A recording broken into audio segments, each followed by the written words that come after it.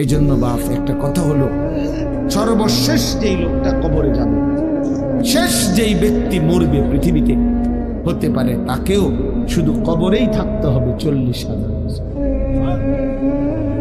40,000 বছর, এরপরে তো আখিরাত। এই 40,000 বছর যদি কবরে আযাব হয়,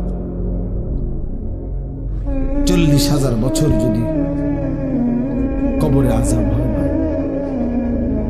তখন কি হবে? এবার ভেবে দেখেন, এখন যারা কবরে যাচ্ছে,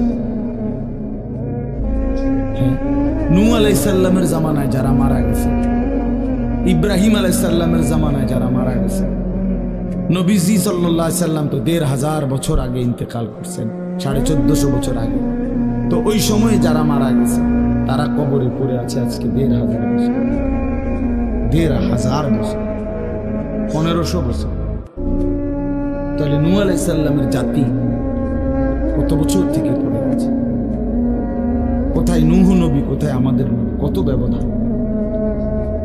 এই জন্য বাপ, শুধুমাত্র কবরের বিষয়টাই তো সাংঘাতিক, আখিরাত শেষ ব্যক্তিটাও যদি কবরে থাকতে হয় 40,000 বছর, তো এখনকার মানুষগুলো আছে কত কাল? এই যার কবরে আযাব হচ্ছে, আহা বাপ, সে কি পরিমাণ কষ্ট!